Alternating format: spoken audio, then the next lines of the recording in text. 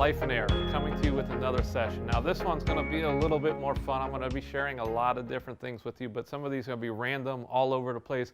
But these are just some thoughts. I've been taking some notes as I've been sharing, and things that have been coming to my mind. I wanted to go a little bit deeper into just sharing some of these things with you. But again, these will be all over the board. These are a few tips for real success in business. Now, my experience is counter to what a lot of people would believe. And so I think that maybe you're starting to pick up on that. Some of the earlier sessions as I'm talking to you about doing less to make more and doing less to have the success that you're looking for. My experiences are real. I'm not sitting here making this up. I've watched it happen over and over and over again. So the things that I'm sharing with you, I really hope that you'll take them for what they're worth, and that you'll really give consideration to putting these to use. Now, quality over quantity. Every time I stand in front of a room and there's people teaching how to become a successful real estate investor, they use words like dominate, and you want to get on out there and you want to buy up and you want to kill the competition and you want to beat them down, and how do you get the most? And I don't advocate that philosophy. Whenever I see people going down that path of trying to do as much as they can, you end up doing deals that you shouldn't be doing. And sometimes you do deals just to beat somebody else rather than doing the deal that's going to get you to where you want to be. Instead, I teach my students to focus on quality over quantity. I have coached many, many people throughout the years, and I can tell you this, that the guy who does 5 to 10 quality deals a year outperforms the guy who's just focused on doing as many as he can, whether it's 50, 60, 70, 80, or 100. Those guys make less money than the person who does 5 to 10 quality deals a year. I know this. I've been behind closed doors. I've been in their office. I've sat down with guys who were crying and telling me they didn't know how to make it, and they were getting tired, and they're trying to do more, and they're trying to do more. And I say, that's your problem. You're trying to do too much. I remember sitting down with a guy one time, he and his partner, they're doing 80 deals a year, and they showed me everything.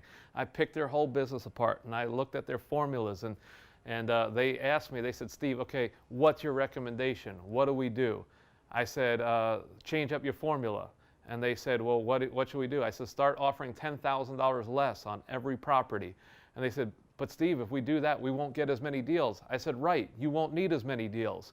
The ones that you get are going to be more profitable, and you don't need to do everything that you're doing right now. You don't need to spend as much time. I've sat down with other guys, and I said, I remember this partnership. They were doing 75 deals a year. And they asked what was my recommendation. I said, I recommend you bust up your partnership. You each go your separate way, and you each do just 5 deals a year. You'll make more money than you make now. And one of them loved that. He immediately left. And the other guy was like, whoa, wait, you can't do that. You can't do that. That doesn't work for me. I got big plans. I want us to dominate the market. And the other guy said, I want a life. The other guy went off, got a life. The other one, my understanding is he went bankrupt. And so quality is what's going to get you to where you want to be over quantity. Quantity in this business doesn't really work out too well, and I'm going to be sharing other things to help make that all make sense to you, because it is sort of countercultural. We live in a world where if you do more, you get more, but that's not what necessarily happens here. It's not always the case, and more often than not, more equals less in this business. So another thing I want to encourage you with is we talk about scaling. You hear people scaling, scale. I want to scale to be bigger. I want to scale to do more. I want to scale things up. And I want to encourage you to have a different philosophy. Scale to be better, not necessarily bigger. Take the things that you're already doing and do them better. Not so that you can do more, but so that you can make the most of what it is that you're already doing. When you are better, it's easier to become bigger. One of the problems is people are trying to get bigger. They don't already do what they're doing good. And so as you get bigger and you start doing more, and you're not doing the things that you're doing as best as you can, you're just magnifying that, and it's becoming more of an issue. Your focus should always be on becoming better. And the better you become, the bigger you'll become as a byproduct of that. So I want to encourage you, don't just focus on scaling to be bigger, but scale to be better. As you improve your processes, you'll be able to do more. as you sit here and you figure out ways to do every little part of your business better, it's going to result in more. But if you don't have that stuff figured out yet and you start doing more, the problems are just going to be magnified. So keep that in mind. Another thing that I teach my students is having the new zero. I'm talking about your checking account right now. You know, most people figure there's nothing in the bank when there's zero. That's what they see as their zero. I encourage people that the bigger your operation becomes, you need to have a new zero. So for me, if I'm building 4 houses or 5 houses at a time, and I have that much going on, there's a lot of money at play, I want to have a minimum of about $250,000 cash in the bank at any given time. To me, $250,000 is my zero. If I drop below $250,000, that's when I'm starting to get a little bit anxious. Most people will run it right down to zero. I want to be able to have a good cushion. 4 to 5 houses at any given time that I'm building, having that kind of money in the bank is something that I can take care of just about any issue or problem that would come along. I don't have to worry about anything. I don't have to worry about how the bills get paid or how contractors get paid. So I like to have my zero at around $250,000. Now, not all of you need to have that much, you know, but it might be $10,000, it might be $20,000. What I don't like seeing people do is running their bank accounts down to zero. When you run it to zero, you feel broke. You feel desperate. Desperate real estate investors don't do good deals. Focus on keeping money in your bank account. Don't sit there and spend it just because it's there. Don't feel like because you got $20,000 in the bank that you need to put that into a deal. It is better off being in your bank account than it is sitting somewhere that's not able to pay bills today. So come up with your new zero. The bigger your operation, the higher your zero should be. But it should not be zero. I don't care what point you're at in your business, you should come up with something where you don't, your goal is to maintain above a certain amount in the checking account all the time. And the only reason, the absolute only reason you would ever spend it is in an utmost emergency.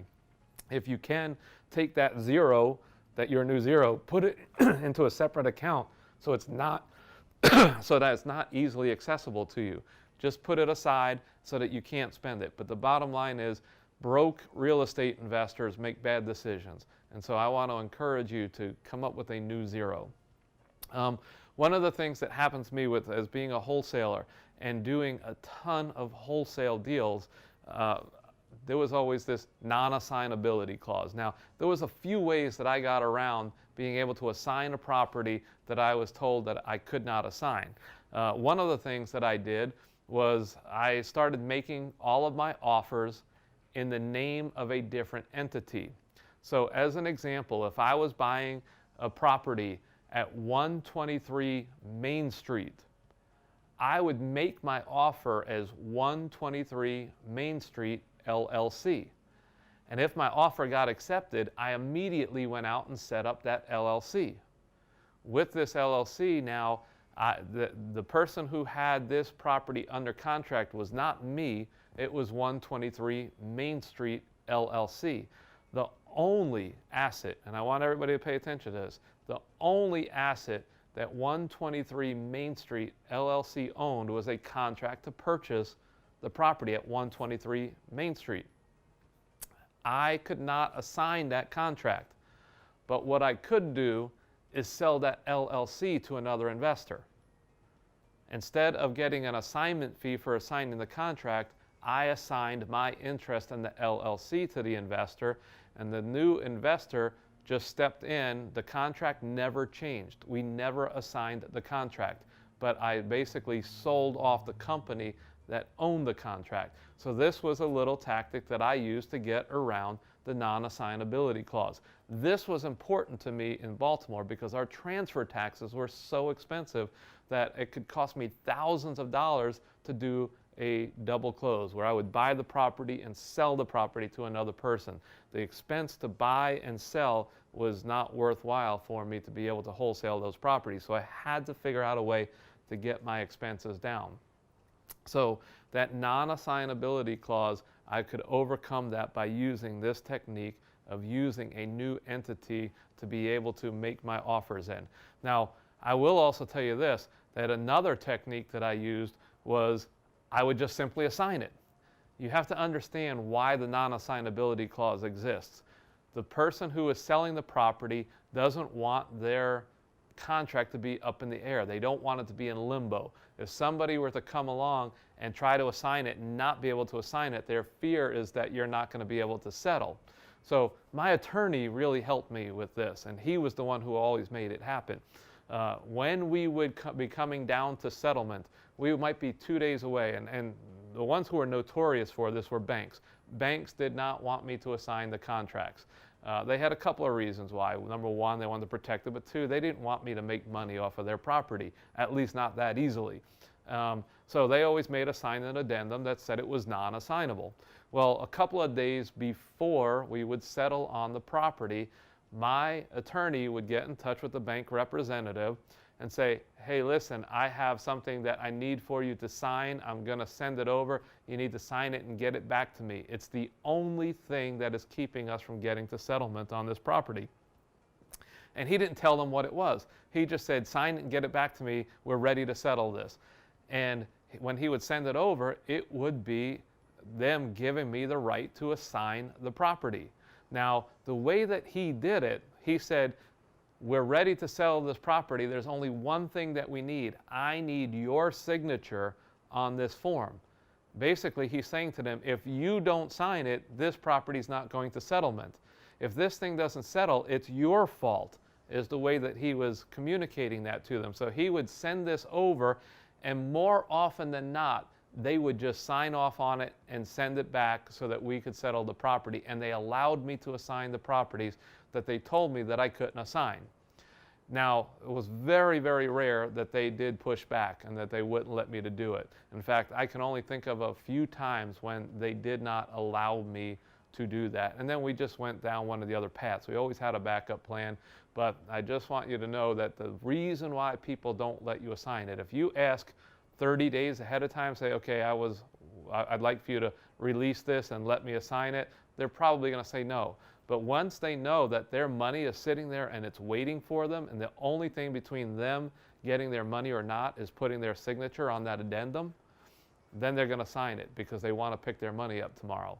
So just keep that in mind.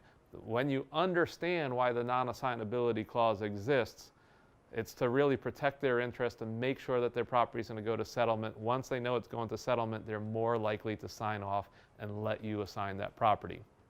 So one thing that I also want to encourage you with is to find something. As you start pursuing real estate investing, you might try a bunch of different things, but eventually you come across something that worked for you. Once you find something that works, I want to encourage you to do it over and over and over. The key to wild success in any business is finding something that works and repeating it, not to go off and try something different, not to find something new. Real estate investors are notorious for this, where they can have a good few months or year, and then all of a sudden they feel like, well, now I need to do something different. I'm no longer just a single family home investor. I need to start flipping gas stations or whatever it might be. They just come up with some wild ideas, but they got to do something different. I try to encourage my students all the time to stick with the thing that they found that already works. I can share this one story with you, and this was a gentleman who was in Texas who did his first deal. And I remember as he was going through this deal, I was helping him all along the way. He's sharing his experiences, he's sharing his mistakes, he's sharing all the things that had happened. He finally gets this house to completion, he gets it sold, he shows up at the settlement table, and he picks up his profit. He made $28,000. And I remember the celebration and how excited he was and everything with doing his first deal. And you know what? It's pretty impressive for someone's first deal. And then he gets out there and he starts looking for the next one. And then his interest is waning and he's not working that hard to find the next one. And finally I said, hey, what's going on? Why are you not going out there and finding your next deal? And he said, well, my wife and I, we talked about it and we made so many mistakes on that one that we just decided we're not going to do it anymore. We don't want to make all those mistakes again. And he just had a completely wrong attitude about it. I said, well, if I were you, I would go out there and try to make all those exact same mistakes all over again. I said, you got paid $28,000 for making those mistakes. How much do you think you'll make if you can just correct one or two of them? Let's face it, this business is all about mistakes and problems. As a real estate investor, you are a problem solver. You are typically buying a house from somebody that it is a problem for them. You're coming in, you're solving those problems. You're going to make mistakes along the way. But the thing is, when we are doing this the right way, it is forgiving. We get to make some mistakes along the way. And in his particular case, it was very forgiving. But he decided not to do it anymore. He should have been out there trying to figure out how to make all those exact same mistakes over and over and over again.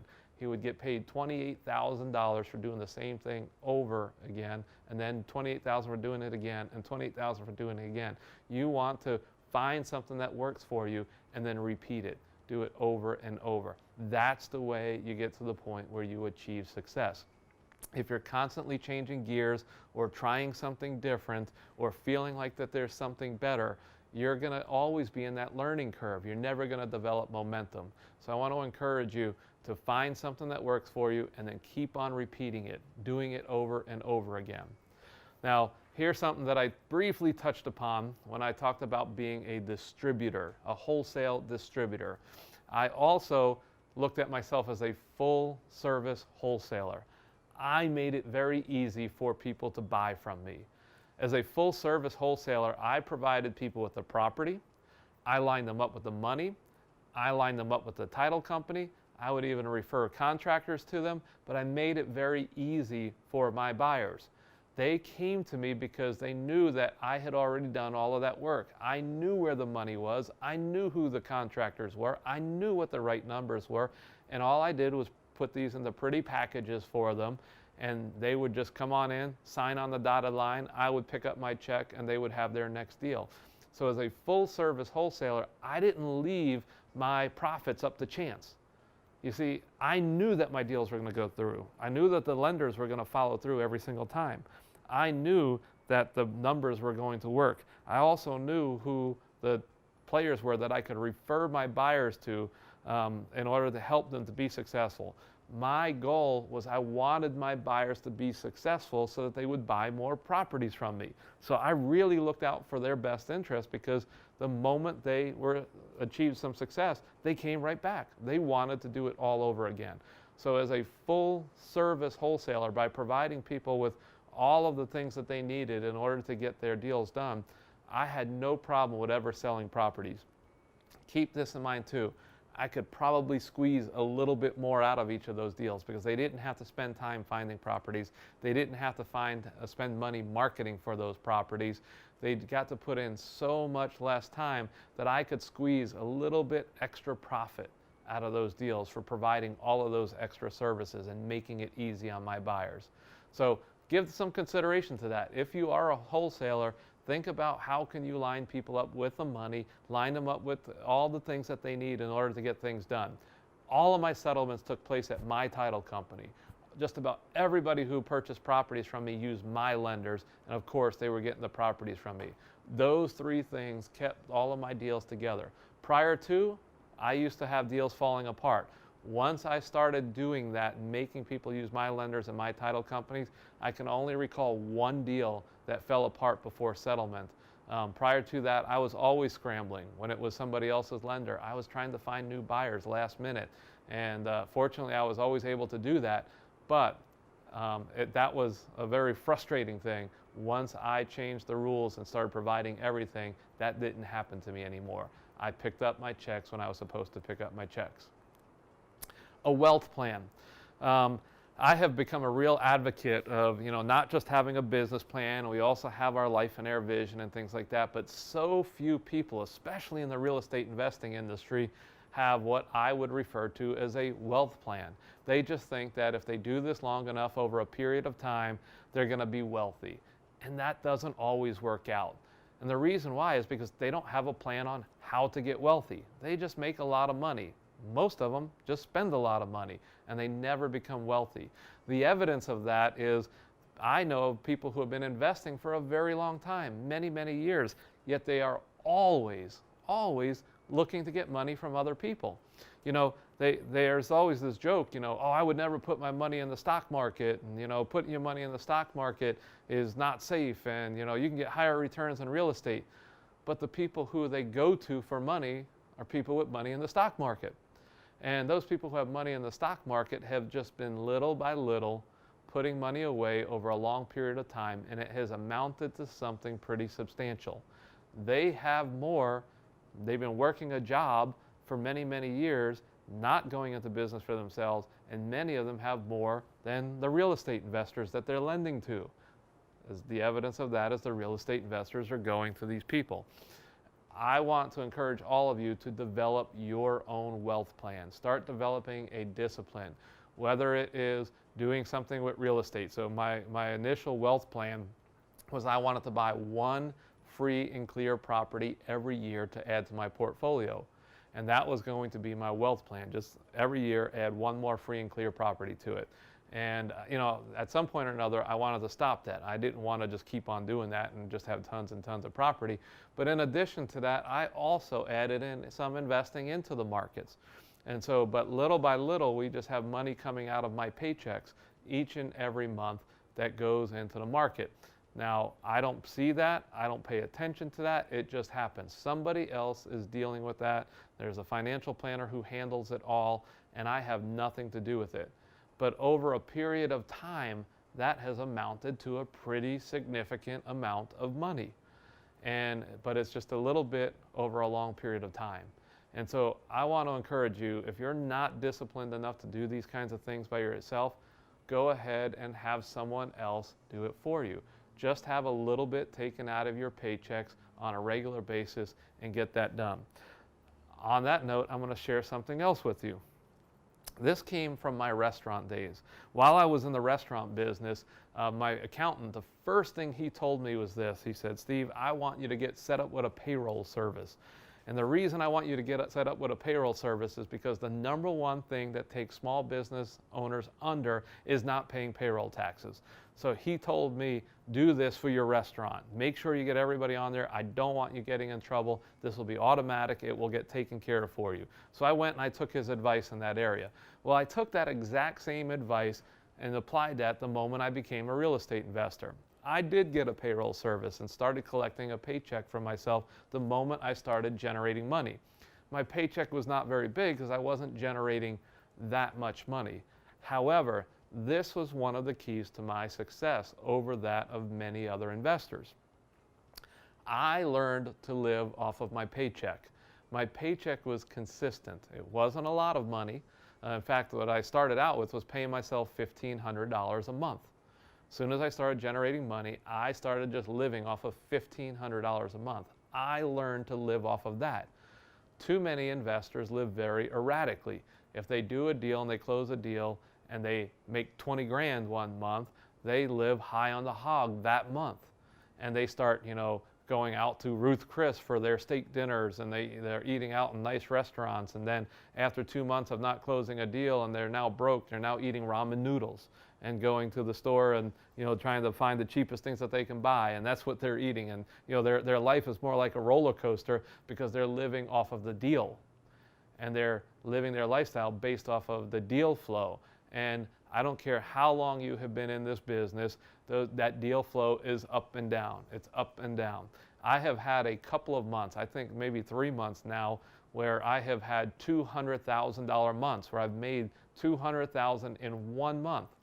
But I got to tell you, those months when I make the $200,000, I tend not to make anything the month before or the month after, or I could go 3 months before I see another payday, because everything seems to fall together into one particular time. In fact, I'm in the midst of that right now, where over the course of about 34 days, I have 3 of my houses going to closing, and I will see substantial profits over the course of about 34 days. But I didn't close anything in the last 4 months. And so all of it seems to come in at one time. When a lot of real estate flippers live based off of the deal, and their whole lifestyle is up and down, and they drive themselves crazy with no security. Instead, just pay yourself a paycheck.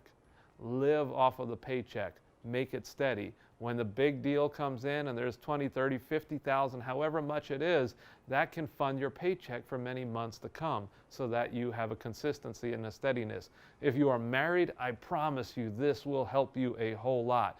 Your wife will not like you making a lot of money, spending a lot of money, and then being broke 2 months later. I know of investors who have made $100,000 in a month and their wife was mad at them 2 months later because nothing else has come in. It didn't matter that they just made enough money for the whole year 2 months earlier, but the problem was they started spending that money like they were never going to, like that was going to happen every single month. And the wife just saw the money dropping and dropping, and she's angry. She doesn't feel secure because she doesn't know when the next check is coming. A steady paycheck that's coming in every couple of weeks or every month seems to make investors better. So just another tip that I want to throw out there for you. So this can be a very lucrative business if you do things the right way. These little tips that I'm sharing with you are difference makers that help out a lot of people. Handle your money the right way. I've watched the erratic way that so many people run their business, and I hope that these tips here will help you. So just to summarize, quality over quantity. Quantity isn't always the best way to go, but that doesn't make sense. We feel like if we do more deals, we should make more money. But the reality is less deals, better deals tend to make people better investors. Keeping some of your money in the bank so you don't feel broke helps you to make better decisions. Paying yourself a consistent paycheck on a regular basis helps you to live a steady life.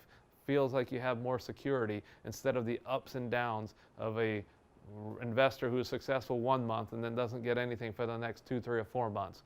This is common. This happens all the time. But if you can sit here and begin to implement some of these things, it will make all the difference in the world for you. Again, this is Steve Cook with Lifeonaire, wrapping up this session. We'll see you again soon. End of session 5, day 2.